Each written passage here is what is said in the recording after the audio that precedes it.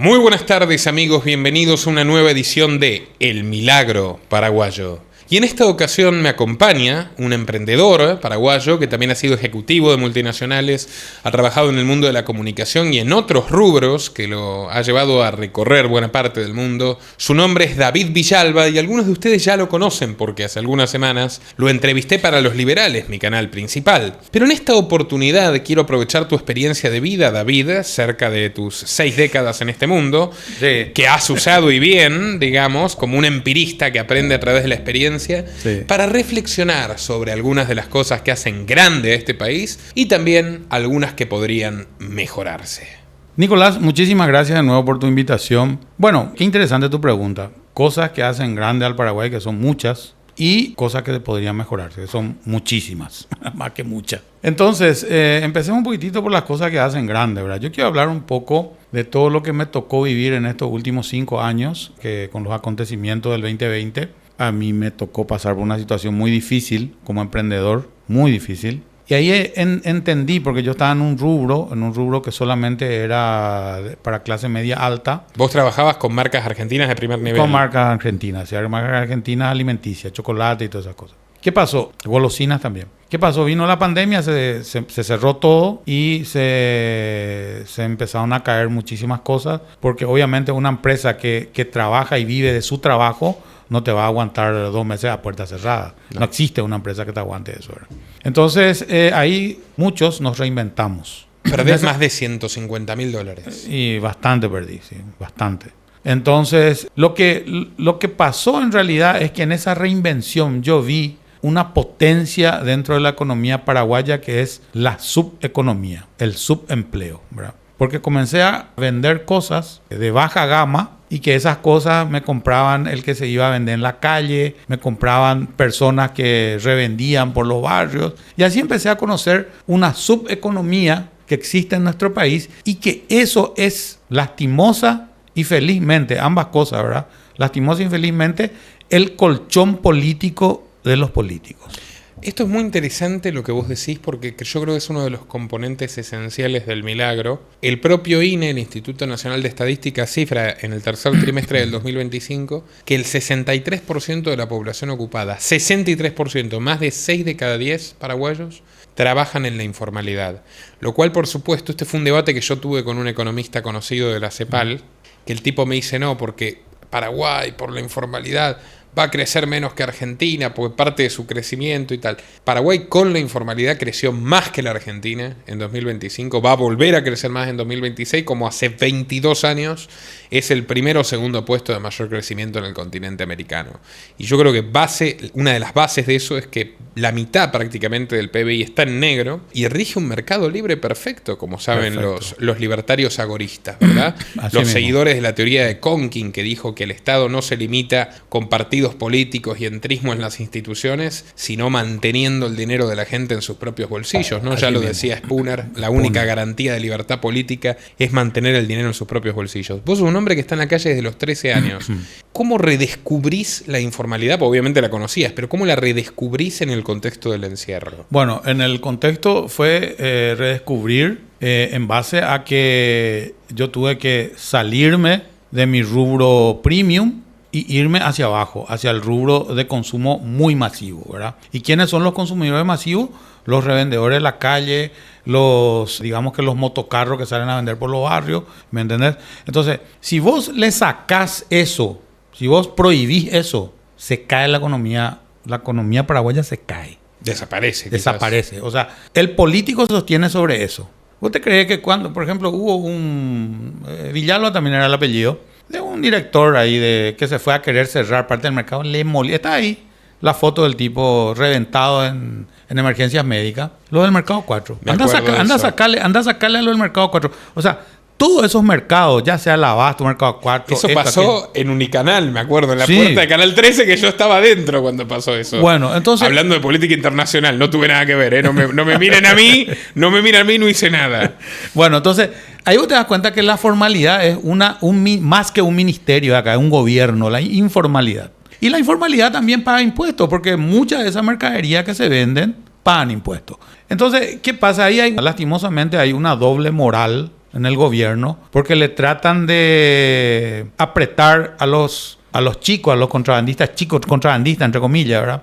Pero están logrando contrabando. Eso no se ve. Me acuerdo ya en 2013, cuando por primera vez llegué a Paraguay, estaba muy activo en las radios de cierto grupo, por cierto, que tuvo su origen en la actividad del comercio transfronterizo, precisamente. Ejecutivo de frontera. Campañas anticontrabando, y el diario estadounidense Pan Am Post me entrevista. Está la nota, creo que en 2014, 2015, Pan Am Post, y yo digo, entre contrabando y comercio legal, solamente hay un capricho burocrático. Es esencialmente lo mismo.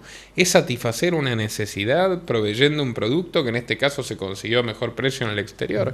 Y es una de las bases de la grandeza de Paraguay, que siendo un país sin mar, se ha convertido, con Ciudad del Este a la cabeza, pero en general en la gran meca y en el gran corazón comercial de Sudamérica. ¿Cómo puede ser que no lo vean?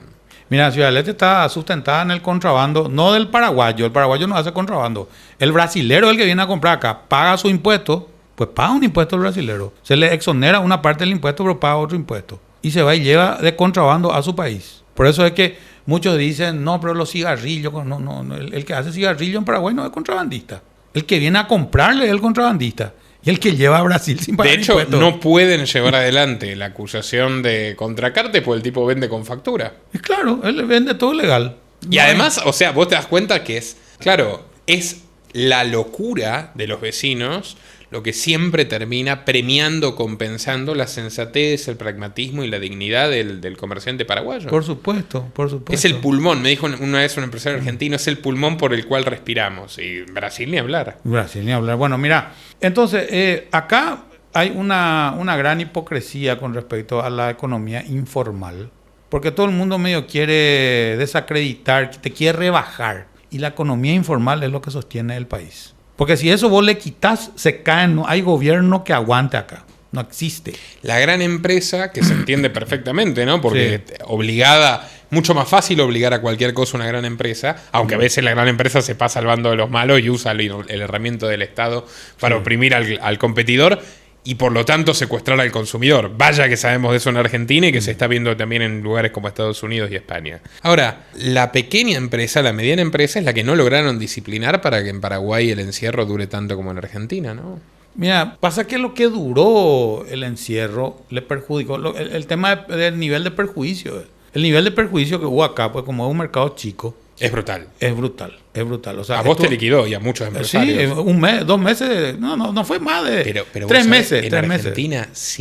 50.000 pymes cerraron. Sí, no, yo sé todo. Un daño, porque imagínate, un año y medio es una locura. Locura.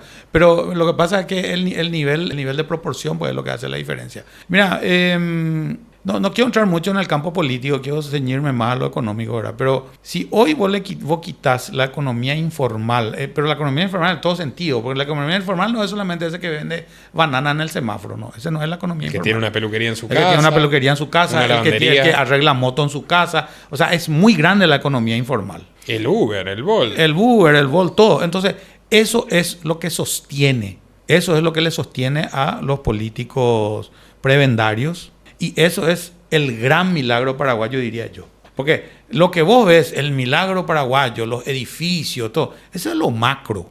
Sí le da trabajo a muchos albañiles, todo espectacular. Pero si vos te pones a sumar, si vamos a hacer una estadística, no esa estadística que hace el gobierno, sino se hace una estadística real.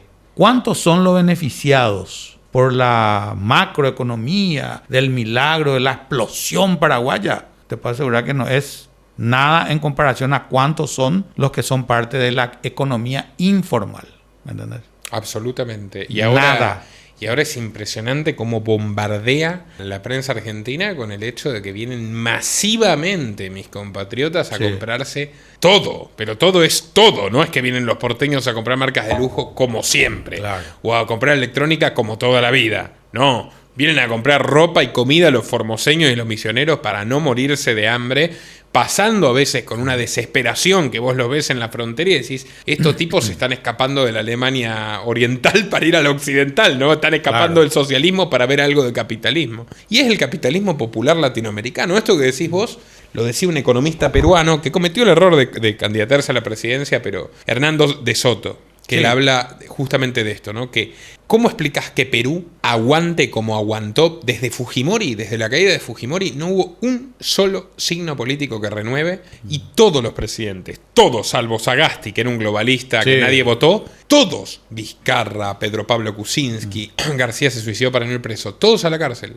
Humala, Toledo, todos a la cárcel, ¿no? Castillo y ahora la del Rolex, Boluarte, no hay uno que se salve. Entonces, ¿cómo explicas la estabilidad económica de Perú? Y el tipo lo dice, por la informalidad, porque la gente se autorregula, porque cuida su dinero, porque rige su propio interés y ahí ves operando la famosa mano invisible, que en realidad no es una mano invisible, es la mano del padre que les lleva la comida a sus hijos sin dejar un pedazo, una comisión en el bolsillo de un burócrata. Sí. Cuando vos decís la economía informal sostiene al político es porque el Estado paraguayo, en lugar de tener récord de reservas, estaría quebrado si no fuera porque tiene a una mitad de la economía que se rige en mercado libre. Más de la perfecto. mitad, yo diría, más de la mitad. Exactamente. Mira, vos sabés que si vos te pones a pensar, pero ahí después viene la parte cultural, que también quiero hacer una reseña de eso. Si vos te pones a pensar, está el que trabaja en la oficina y gana, qué sé yo, poco más el sueldo mínimo. 3 millones, 4 millones. 4 millones que gane. 3 millones creo que es el sueldo mínimo ahora. 4 millones que gane, ¿verdad? Y bueno, llega al 15, no tiene más plata, no tiene más dinero.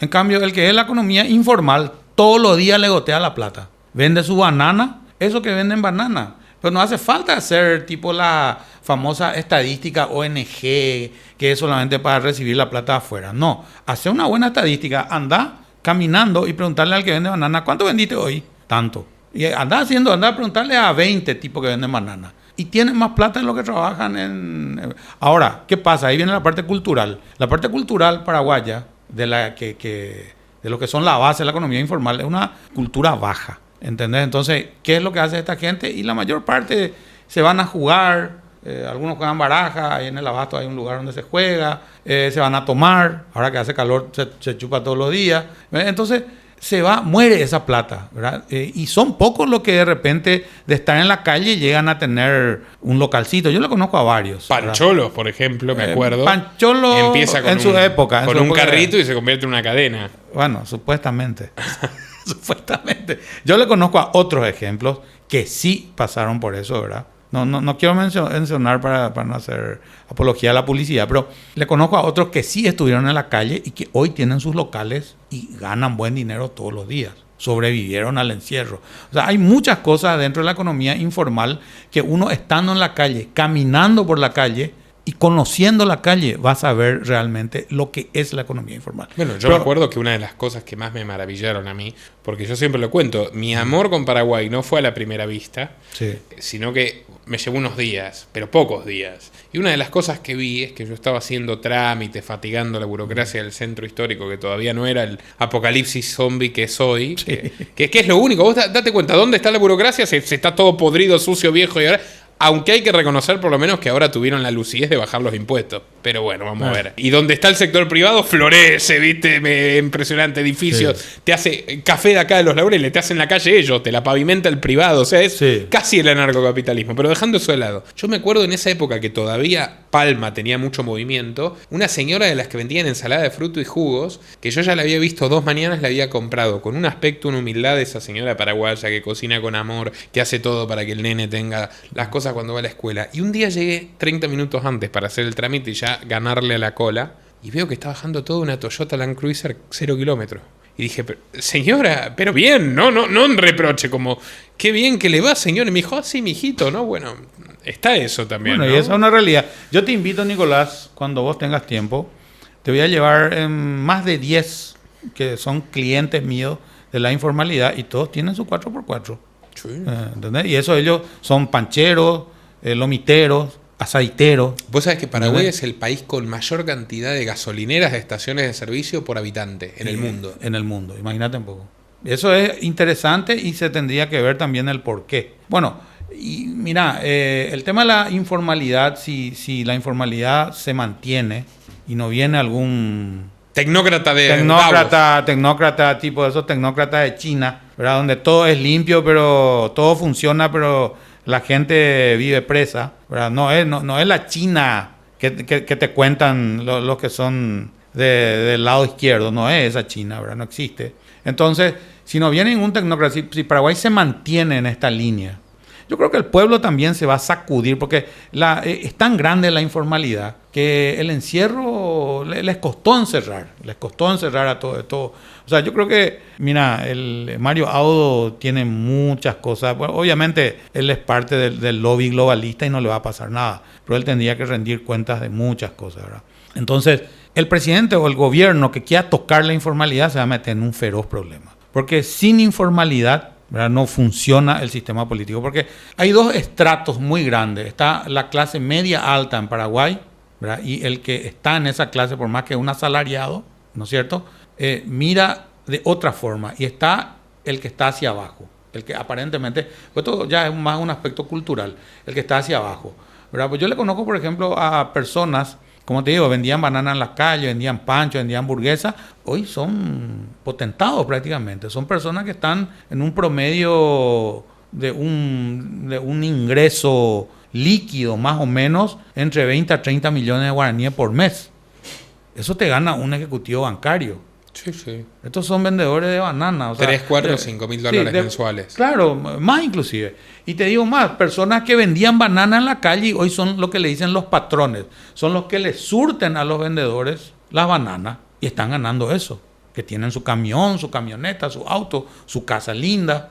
¿Me entendés? Entonces, ese yo creo que es el gran milagro paraguayo de quien nadie habla. Todos te hablan, sí, el agro, el esto, el aquello, acá. No. ¿Y la informalidad? La verdadera economía informal. Después tenés, por ejemplo, algo muy lindo que ocurre en J. Augusto Saldívar, que son las plantaciones de verdura, que son cuentapropistas, personas que tienen 2, 3 hectáreas que te plantan verdura, lechuga, todo, ¿verdad? Todo tipo de verdeo. Esos son personas admirables que tienen su casa linda. O sea, ese sí es un gran milagro paraguayo. El poder todavía hacer eso, que aquí cerquita nomás Asunción, aquí cerquita. Aquí ni 20 kilómetros no es.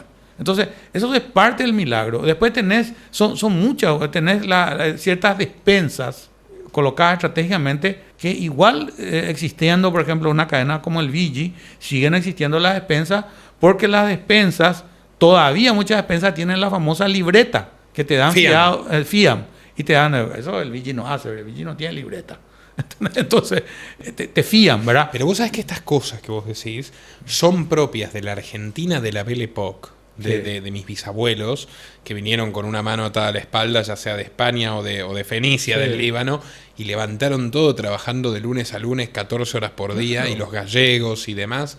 Cosas que ya no existen en la Argentina, ni remotamente. Un tipo que vendía en un carrito y 20 años después manda a los hijos a universidad privada y tiene 20 personas o 30 trabajando para él.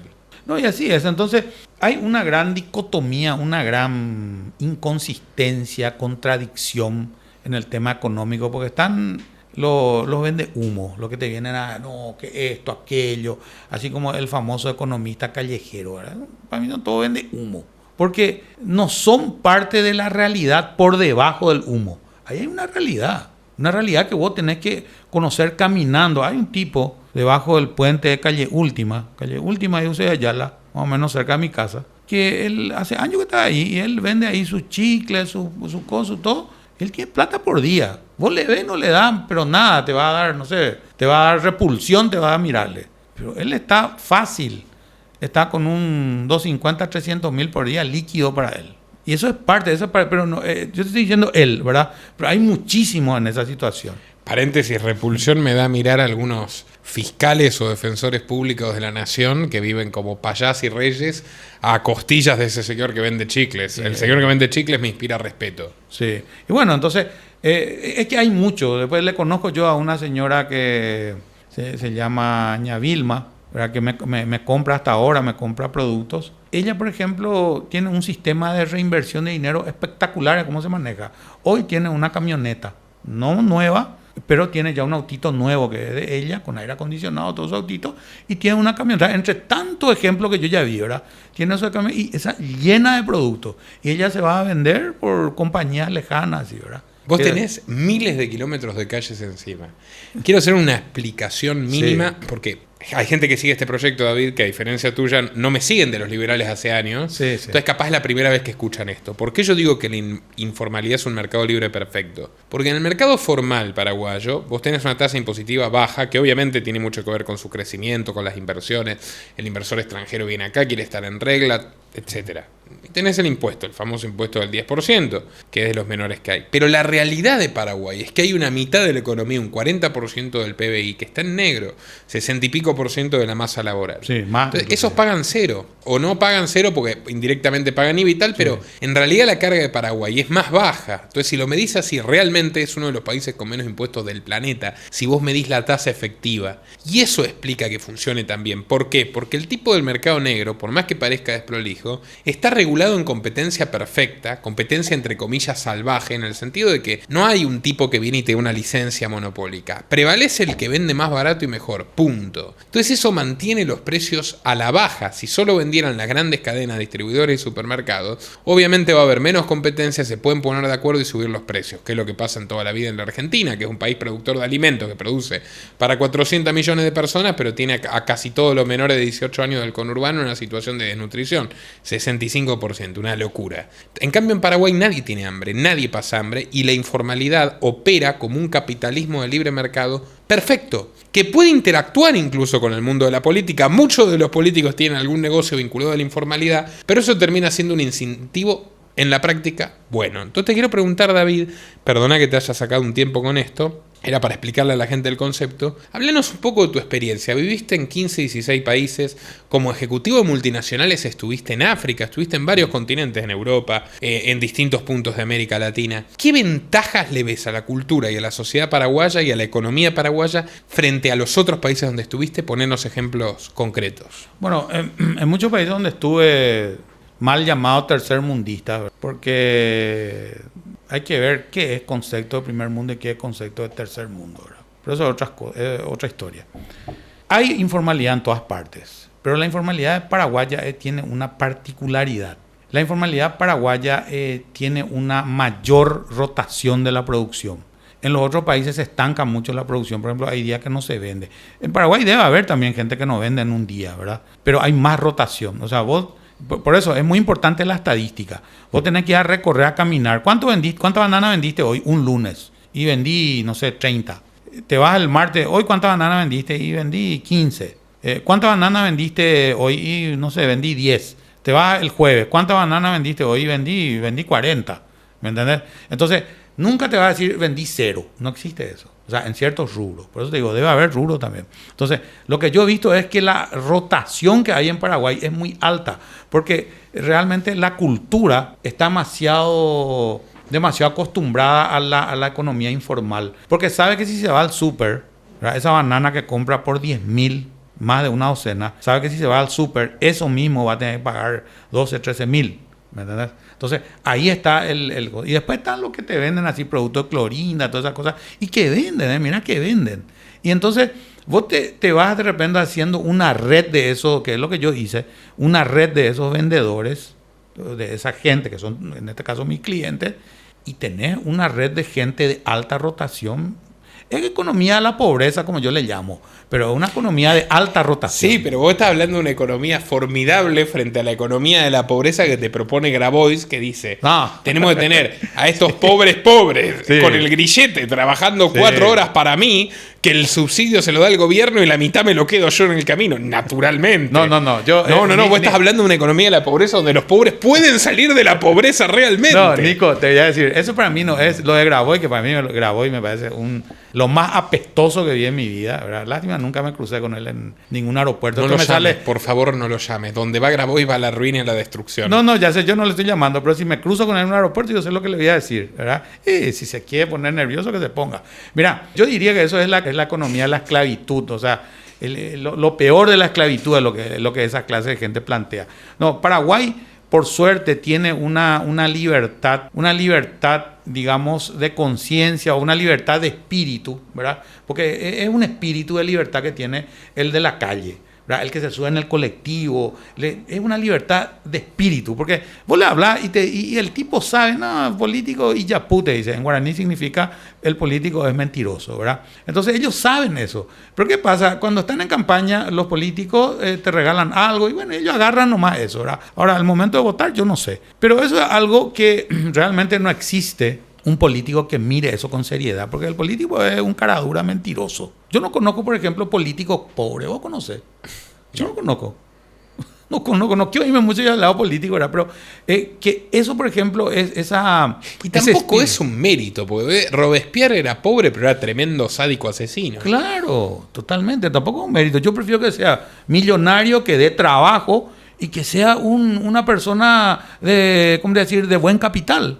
Una persona de buen capital, como decía mi papá, ¿verdad? Bruce y Mariela son una pareja que se conoció en Nueva York, como si fuera una película de Woody Allen. Trabajaron duro y con mucho esfuerzo compraron 3 propiedades para tener un retiro apacible. Las alquilaban por Airbnb y todo iba muy bien, hasta la Local Law 18 de 2022 que aniquiló al sector. Prohibido el alquiler turístico, de facto. Con los $2.500 del plan de pensiones de Bruce no les alcanza para nada. Y además, el comunista Mamdani que ganó las elecciones los amenaza con un hachazo tributario por su patrimonio, por más que ahora por culpa del Estado está ocioso. Mariela se lo cuenta preocupada a su hermano Antonio, que está pensando en cerrar su tienda en California. Desde que los fiscales financiados por George Soros despenalizaron los robos menores, ha sufrido 17 asaltos. El último fue violento, pero le tiene todavía más temor al adoctrinamiento. Ha tenido que cambiar a su hija de escuela después de que su mejor amiga tenga complicaciones tras una cirugía de cambio de género inducida por profesores progresistas. Todo esto podría parecerle una broma a Eduardo en México, que es arquitecto pero tuvo que irse del negocio luego de que unos burócratas morenistas le hicieran la vida imposible, luchando contra la gentrificación y deteniendo el proyecto donde invirtió todo su esfuerzo. No quiere volver al norte con su familia, porque si allí no pagas un tributo a los narcos, estás frito.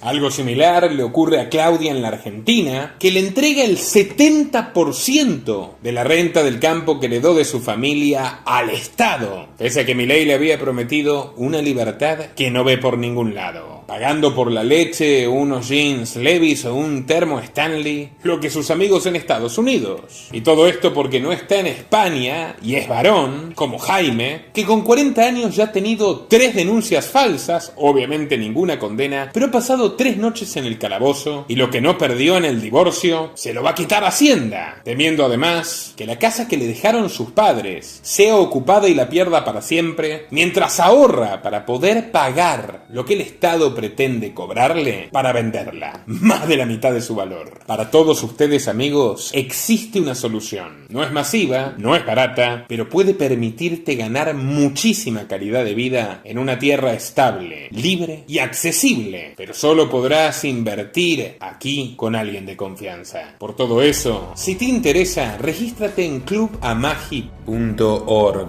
Tenemos cupos limitados y aprovecha que aún puedes votar con los pies y salvar tu patrimonio, a tu familia y tu dignidad humana. Puedes adquirir más información uniéndote en patreon.com/Nicolás Moraz, es gratis, y luego adquiriendo una videollamada conmigo en nuestra tienda oficial. Te espero. Pues es que en parte Paraguay, hablando excesivamente pragmático, ¿no? Es un país atendido por sus propios dueños, cuya idea funcionó bien. Pues si te fijas en España, una Ana Botín se pone en una posición de cierto servilismo frente a un George Soros, ¿no? Sí. Estamos hablando de un país, entre comillas, desarrollado, que está arruinado, que tiene 20 y pico % de paro juvenil. O sea, es una locura, la gente vive con los padres hasta los 40 años, pero no porque es unido a su familia, sino porque si no tienen que alquilar entre 8. O sea, tenés una pauperización grave de Europa hoy, ¿no? Hasta un reemplazo incluso poblacional, la gente se está muriendo, muere más gente de la que nace. La decadencia total. En cambio acá, vos decís, bueno, está bien, sí, los dueños del país en gran medida controlan la política, pero dejan hacer, no son totalitarios. Es que se le va a venir la tortilla por la cara. Se le va a venir la avalancha por la cara. No pueden dejar. O sea, tratan de poner trabas, ¿verdad? Tratan, por ejemplo, una de las cosas que yo le digo a mis amigos periodistas, le digo, ¿cuándo le vas a preguntar un poco a la ministra de Obras Públicas, actual ministra, cuándo va a arreglar las rutas? El policía caminera te aprieta, ¿no? Y tu habilitación, tu esto, tu luz. ¿Y cómo le apretás a la autoridad? Nosotros no podemos apretarle a la autoridad. No podemos, yo no tengo por qué mostrarte si uno arregla la calle. No, te va a sacar tu auto, le va a llamar a la Policía Nacional. Esa injusticia se ve en Paraguay. Esa es parte de la idiosincrasia. Sí. Cuando yo llegué a este país no había patentes, los autos no tenían patente, era un fenómeno único. 2013-14 dije, esto es el paraíso anarquista, ahora sí ya tienen patente. No, todo un tema. Por eso, para mí, yo creo que la economía informal es una paraguaya, y viendo todo lo que vi por afuera, es una economía muy rebelde. Y, en el buen sentido. Sí, en el buen sentido. Indomable. Indomable. O sea, un capitalismo que no le podés poner la pata encima. No le podés poner el grillete. La economía informal es una economía indomable, ¿verdad? Y mira, ojalá que esto se mantenga, porque eso es lo que hace que cuando el hijo está enfermo, la madre, acá están las famosas polladas. Entonces, todo eso es parte de la economía informal, ¿verdad? La pollada, o sea, es parte de la cultura. La hamburgueseada solidaria. La hamburgueseada solidaria, todo. Entonces, explícale a quien no tiene la más mínima idea. La hamburgueseada solidaria es que hacen hamburguesas. A mí me parece que está mal también eso. Hacen hamburguesa para vender, para ganar un poco de plata, para ayudarle a alguien que está enfermo. Esa es la hamburgueseada solidaria. O a alguien que se accidentó o lo que sea. Entonces, ahí viene una especie de contraposición de que los políticos no van a poder parar eso, porque se le va a venir encima. Puede ser que, qué sé yo. Y aquí quiero hablar de un tema muy sensible, quiero hablar de dónde viene la economía informal. Una economía, esto viene históricamente, después de la guerra grande, históricamente viene, ¿verdad? Pero eso se acrecenta en la época de Stroessner, porque Stroessner les gusta. Mira, yo estoy totalmente en desacuerdo con la dictadura, sea de izquierda, sea de derecha. Pues ahora, por ejemplo, siempre pues estuvo de moda, fulanita fue torturada por los militares, y a lo que torturó Fidel Castro y el Che Guevara, a eso no se cuenta. Esos no son humanos, eran animales. Pregunto, ¿verdad? Sí, la típica doble vara. Para la doble vara, para los zurditos. Los que torturó Fidel Castro, los que mató. ¿Te acuerdas cuando el Che Guevara dijo en la ONU, fusilamos y seguiremos fusilando? Sí. Nosotros tenemos que decir aquí lo que es una verdad conocida y la hemos expresado siempre ante el mundo. Fusilamientos, sí, hemos fusilado, fusilamos y seguiremos fusilando mientras sea necesario. Nuestra lucha es una lucha a muerte. Bueno, y me pregunto yo, ¿fusilar está bien? No. Bueno, entonces. Nunca. Entonces, ¿qué pasó? Stroessner fue el que potenció la economía informal. ¿Cómo? El Boriajún Huatá, el pobre barriga llena, quiere decir eso, ¿verdad? Potenció porque si a Stroessner vos no le molestaba, te dejaba ser millonario. ¿Cuántos millonarios se hicieron en la época de Stroessner? Sin prebenda. Sin prebenda, en el sentido sin que Stroessner le haya dado algo. Sí. Mucha corrupción en la época de Stroessner, perfecto, es cierto eso. Hubo torturados, cierto. Entonces, Stroessner te dejó trabajar, se creó el mercado de abasto en la época de Stroessner, el mercado 4 era... Mercado 4 dice que en la época de Stroessner, por día, movía entre 1,5 a 2 millones de dólares, por día. Imagínate lo que era. Entonces, esas son estadísticas de lo mismo del mercado, que hasta hoy muchos viven y te dicen, ¿verdad? Muchos siguen estando en el mercado. Entonces, les guste o no les guste, a los que son anti-estronistas, Stroessner potenció la economía informal, que hoy le está dando el sustento para que los políticos de centro izquierda, y no importa, los colorados también son corruptos, o sea, yo no estoy hablando a favor de nadie, yo estoy tratando de ser objetivo, para que todos los políticos de turno, sea del color que sea, se sirvan de eso, porque la economía informal hace de que los políticos no entren en crisis económica, ¿verdad? Vos conociste muy bien esa época, ¿verdad? Sí. ¿Por qué? Tu papá tenía información privilegiada. Sí, mi papá estaba un poco ligado al régimen. Pero eso no quiere decir que yo no soy estronista. Vos eras un hijo complicado también, me imagino, no un hijo rebelde, muy obediente. Muy rebelde, ¿verdad? Pero también, y tuve muy buenos amigos de la época de Stroessner, muy buenos amigos, y sigo teniendo, ¿verdad? Ahora, el tema es que, por eso yo me pregunto, Mario Audo era hijo de un estronista. El secretario, ¿verdad? El secretario, sí, de Mario Audo Benítez, así como él se llama. Su papá era el secretario privado de Stroessner. Quiero saber cómo lo que Mario Audo salió globalista. La plata, digo yo, ¿verdad? Yo quiero saber. El peor globalista que hubo fue él. Y mira que este que está también, no quiero entrar en ese campo, pero, en fin. Entonces, a lo que voy es... Paraguay ha llegado a lo que llegó... Gracias a la informalidad. Y pese a los políticos, no gracias a los políticos. Pese a los políticos. Mira, la informalidad es lo que sostiene a cualquier político. Porque si vos quitas la informalidad vas a tener un problema económico, una crisis peor que Venezuela y peor que la Argentina. Ahora te hago la gran pregunta, Sí. que de repente, gente con un poco más estatista, un poco más, a la que te dice, bueno, por lo menos, nuestro Banco Central o nuestro ministerio o esto o aquello no tomó medidas delirantes de otros países, o sea, como que son conscientes de que tienen que quedarse un poquito en su lugar. ¿Por qué? Porque el paraguayo no obedece Y lo no que va a no quiere. obedecer. No, el ¿Y de paraguayo dónde sale esa desobediencia? Pues decís, Francia gobernó de una manera, Sí. el Mariscal López gobernó de una manera y su padre también, Stroessner gobernó de una manera que en general era un liderazgo fuerte, etcétera. Y yo ¿Cómo se constituyó el paraguayo que te dice sí, pero después hace lo que quiere, entonces al final defiende su libertad mejor que ningún otro latinoamericano? Bueno, mira, en mi experiencia, mira, lo que pasa es que están pues la famosa humareda de que te traen las agendas con su supuesta estadística, ¿verdad? Que vos te pones a ver la estadística y no tiene ni pie ni cabeza. Pero yo creo que Stroessner reseteó las generaciones paraguayas, reseteó. Porque Paraguay es uno de los países muy antiizquierda, muy luego. ¿Vos decís que tiene que ver la época de Stroessner Sí, con tiene eso? que ver mucho. Yo ya no soy referente, pero tengo que mirarle a los jóvenes que están hacia atrás, ¿verdad? Si bien hay los de 17, 16 años para abajo, sí, eso sí, ya no sabe qué van a traer, ¿verdad? Pero están los de 20, entre 20 y 35 años. Hay todavía una ecuanimidad en base a valores y una cantidad de cosas, ¿verdad? Pero Stroessner reseteó mucho, mi generación, o generaciones antes que vienen detrás mía, reseteó mucho y salieron mucha gente de trabajo.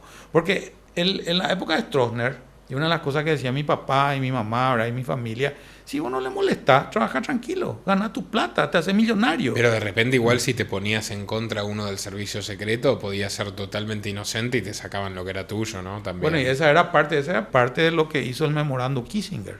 Claro. ¿Quién fue el que impuso la dictadura? No fue Stroessner. No, fue Estados Unidos. Fue Henry Kissinger. Sí, sí. ¿Por qué a Henry Kissinger los zurdos no le señalan? Y porque también puso Fidel Castro. Y bueno, y ahí está. Entonces, ahí tenés la doble moral de los zurdos, ¿verdad? Y eso es lo que a mí no es que yo sea anti-zurdo o de derecha, no. Yo no soy ni izquierda ni derecha. Me revienta la doble moral. Te voy a tocar un tema así ya para terminar de meter el Sí. dedo en la llaga. El sionismo en Paraguay, porque no es un país donde abunden numéricamente los sionistas, pero tienen poder político. ¿Cuándo aparece? ¿Con Stroessner? Mira, el sionismo siempre estuvo, o sea, yo creo que estuvo en todas partes. Imagínate un poco, yo tengo una descendencia judía. Yo también. Bueno, entonces yo me pregunto, ¿quién es el que no tiene? Yo tengo un amigo que es judío, que yo le aprecio muchísimo a él, ¿verdad? Y tenemos muchos puntos de vista, coincidimos y también no coincidimos, ¿verdad? Pero yo digo, la religión judía es una... Yo no creo en las religiones, ¿verdad? Pero si vos te pones a ver la historia de la religión judía, históricamente, tiene cosas muy interesantes, ¿verdad?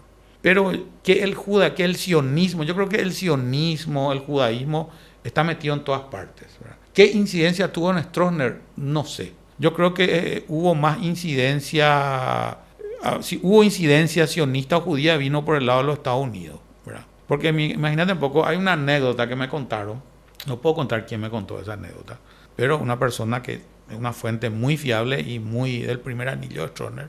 Se fue Stroessner y hay una foto de Stroessner con sombrero de copa y Lyndon Johnson. Y Lyndon Johnson era en el apogeo del plan Cóndor, donde era la dictadura, el momento de las dictaduras más duras. Y le dice Lyndon Johnson, tenés que apretar más, le dice a Stroessner. Tenés que apretar más. Y le dice, esperar un poco, le dice Stroessner. Imagínate, porque con su traductor, porque Stroessner no hablaba inglés. Esperar un poco, presidente. Yo quiero seguir muchos años en Paraguay. Si sigo apretando, no voy a ir lejos, le dice Stroessner. O sea, tenía una idea pragmática de dicta blanda. Exactamente, una dicta blanda. Y vos sabés que Stroessner... Como Franco. Como Franco. Y más o menos, mira, Stroessner estuvo hasta el 89. ¿En qué año cayó la dictadura en Argentina? Y en el 83. ¿Viste? Y Stroessner empezó en el 54. En el 54, mucho antes. 35 años. Sí. ¿Y en qué año cayó la dictadura brasilera? Y por el 80 y pico también. En el 80. Los uruguayos también. Todo cayó. Él cayó en el 90. Estiró 10 años más. Ya no pudo más porque ya no daba más. Sí, el solo ciclo lo no. sobrevivió Pinochet. Pinochet fue con el plebiscito. Y a Stroessner lo saca Rodríguez, instigado por los yanquis. Claro, pues fue un complot de la CIA eso. Pero en fin, en síntesis yo creo que Stroessner tuvo mucho que ver en esa economía informal, guste o no guste, ¿verdad? Van a salir los antiestronistas a decir...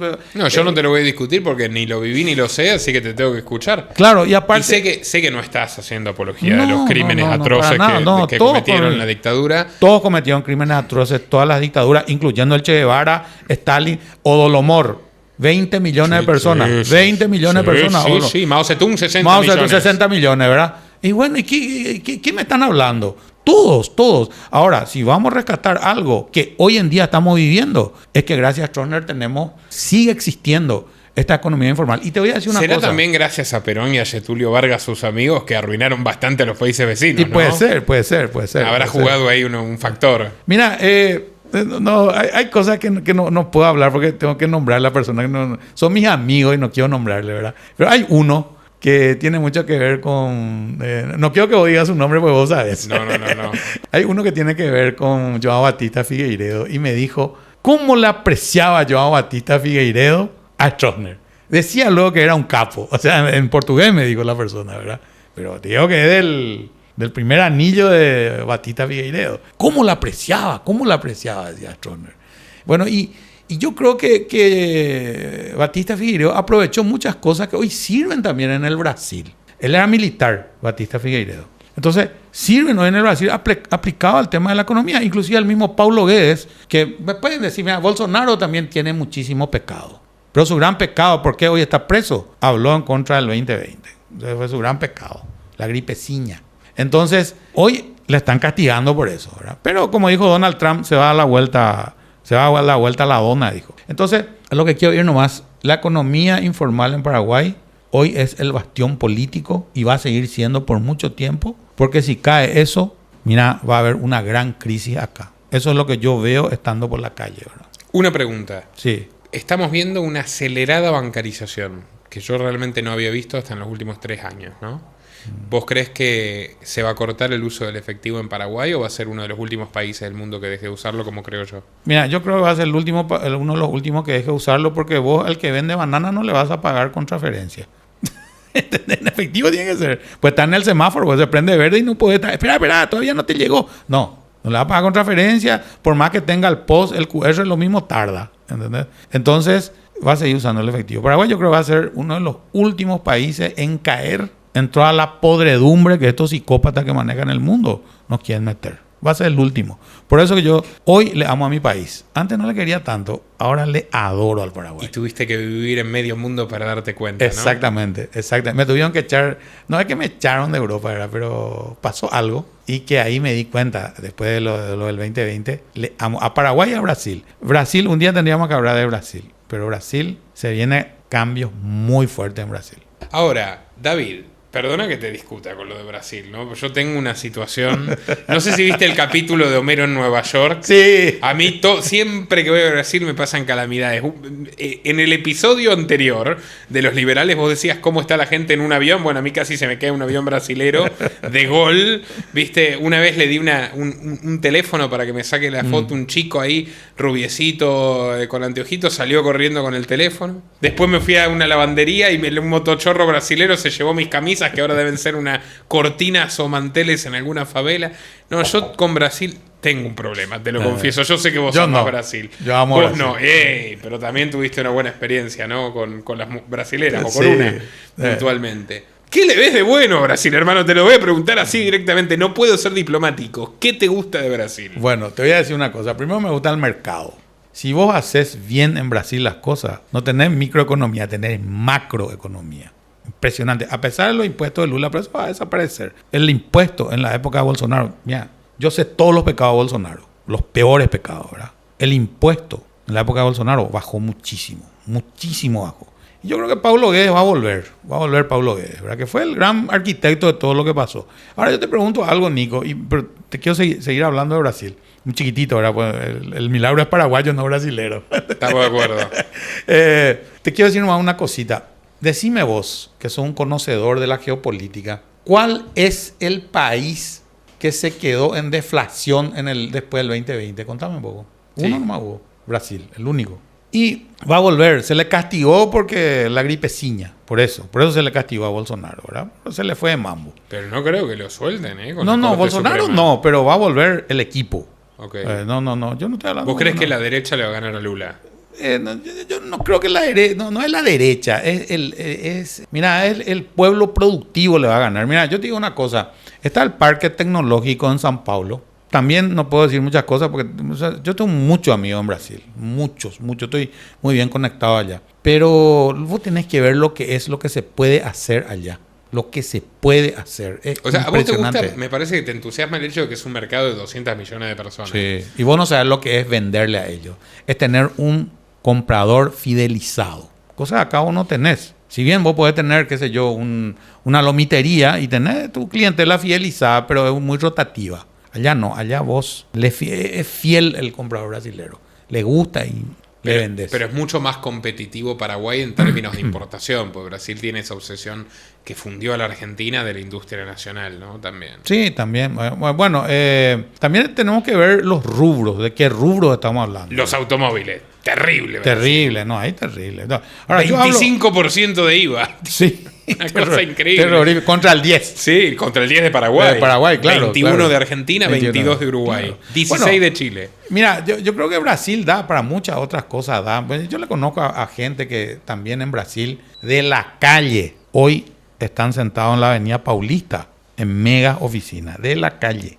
Sin Le prebendas. conozco. Sin prebendas. Porque mira que yo sé bien quién es el empresario, por lo menos de los que yo le conozco. De los que no le conozco no puedo hablar. Pero de los que yo le conozco, sé quién es el empresario de raza y el empresario.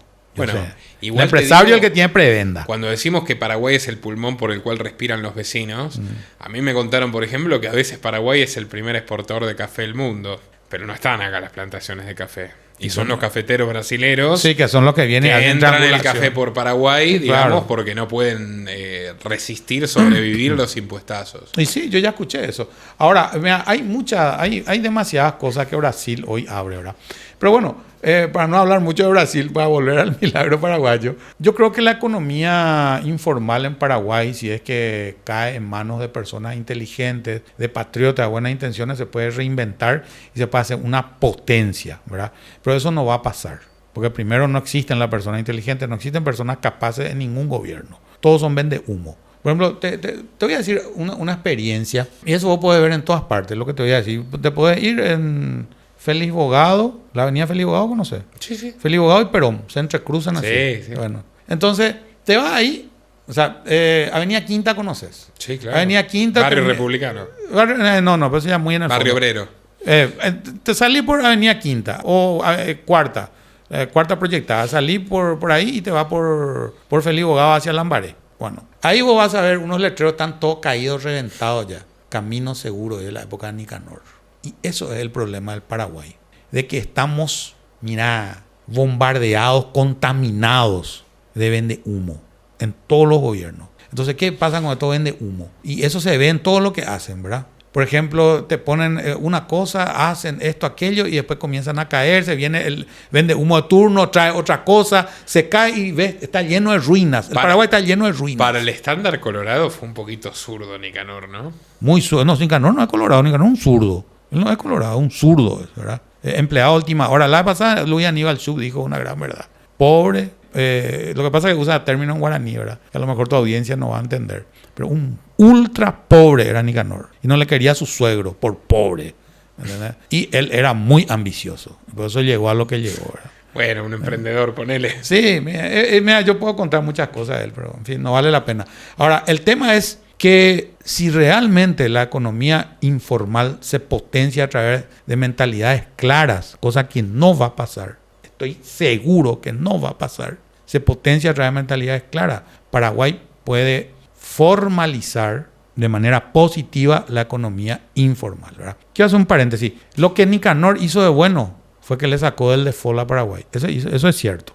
Y otra cosa que hizo, él formalizó mucho la economía con los menonitas que puso en el Ministerio de Hacienda. ¿Qué opinas de los menonitas, no? Un ejemplo de una comunidad alemana que con costumbres muy Sí, rigurosas los han menonitas prosperado son, bastante. mira, los menonitas son muy trabajadores. Muy trabajadores. Yo nunca vi personas, tengo amigos menonitas, nunca vi personas tan trabajadoras como los menonitas, pero excelentes en el trabajo y sostenidos por su religión, ¿verdad? Por eso funcionan, porque tienen un estándar de vida muy sostenible, ¿no es cierto? Y que, bueno, ahora ya hay en las colonias del Chaco hubo ya mezcla entre paraguayo y menonita, ¿verdad? Pero la sostenibilidad de sus cooperativas y su disciplina, eso es lo que le hace a los menonitas, que eso viene un poquitito de la religión, ¿verdad? La disciplina y la buena administración que tienen, ¿no es cierto?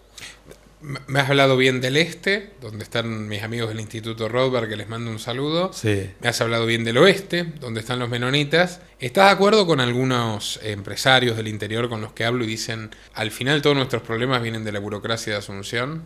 Y mira, yo le respondería de esta forma. ¿Quién es? Disculpame que sea reiterativo en mi ejemplo, ¿verdad? ¿Vos te crees que el que vende banana en la calle dice mis problemas vienen de la burocracia de Asunción? No. No sé, yo creo que depende de qué nivel de rebeldía, porque mira, en el Paraguay todo se compra. Eso es una realidad. No hay que ser... No tenemos que tener vergüenza en decir eso. La corrupción es un ministerio acá, ¿entendés? Entonces, yo creo que sus problemas tienen una solución. Ahora, que ellos no quieran pagar la solución es otra historia. No debería ser así, pero es parte del show. Es parte del sistema. Ahora, si ellos quieren cambiar ese sistema, es muy difícil, porque no hay, como te digo, mentes inteligentes. ¿Quién va a cambiar eso? No van a venir las ONG a cambiar. Ya te digo, no sé cuántas ONG hay indigenistas de niños de la calle y siguen habiendo niños en la calle. La ONU está para que no haya más guerra, para que las naciones estén unidas. Sigue habiendo guerra. Las naciones están desunidas. El problema es el negocio. El negocio es el problema. Si se acaba el problema, se acaba el negocio. Entonces, no estoy de acuerdo con lo que dicen los empresarios del interior. No estoy de acuerdo. O sea, cada problema, en Paraguay al menos, tiene su solución. Ahora, si vos me decís en Brasil, ahí sí que ya es complicado. O en la Argentina. O en la Argentina, peor la Argentina, ¿verdad? Y decime una cosa, claramente, por lo que has dicho, Colorado no sos, porque tenés buenos amigos, Sí. no tenés ninguna afiliación partidaria, no le debes nada a ningún gobierno, pero no te veo tampoco encuadrado en el cómo dueles Paraguay, ¿no? ¿Cómo ves a esa generación que protesta tanto y se queja tanto de Paraguay? Yo los veo con una mirada, que obviamente es la mirada del extranjero, de te falta mucho mundo por recorrer. Te voy a responder con estadística. Por eso digo, te invito, Nicolás, cuando tengas tiempo, vamos a salir a recorrer la calle. Claro. Desde Asunción hacia Cacupé. Y lo llevamos a los de cómo dueles Paraguay también. Sí, vamos a llevarle como duele Paraguay. 10 gatos locos son. Y los que están trabajando en la calle, el que vende chipa, el que vende... A ellos no les calienta como duele Paraguay. A ellos les calienta el 300.000 por día que están teniendo en su bolsillo. Entonces, ahí es donde se balancea la cosa. Esa es la estadística real. Entonces, yo me pregunto, ¿quién le da la plata a cómo duele Paraguay? ¿Vos sabés? No, pero me lo puedo imaginar. Bueno, yo le preguntaría eso. A ver, por ejemplo, hay una cosa que yo siempre critiqué. Que además que sacan 5 puntos en las elecciones, les queda un legislador al frente de Guazú, que es Esperanza nada más. Están arruinadísimos. No existe.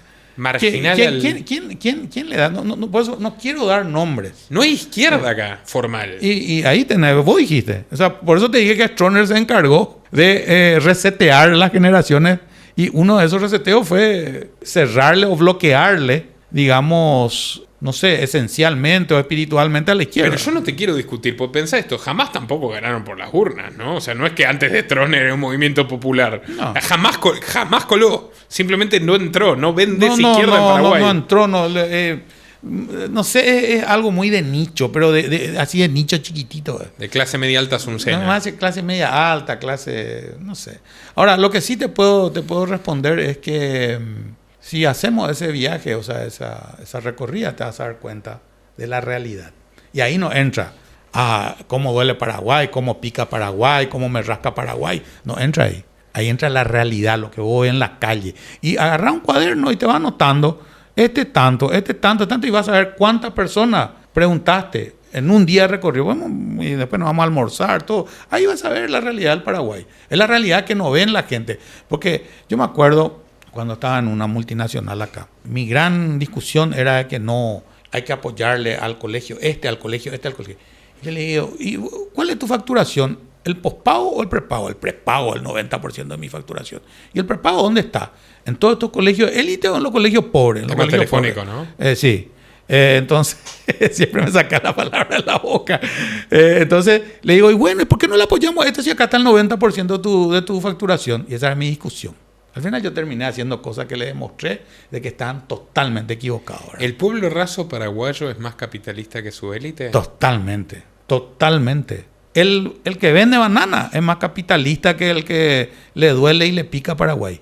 Bueno, eso, pero no tengo ninguna, absolutamente ninguna duda. Sí. ¿Algún defecto grande que vos digas, tenemos que trabajar esto, tenemos que cambiar esto? Y el tema cultural es el mayor defecto. Eso no se puede cambiar ni se puede trabajar. ¿Y vos, por ejemplo, cómo te culturizaste? Porque Y pues me fui afuera. Claro.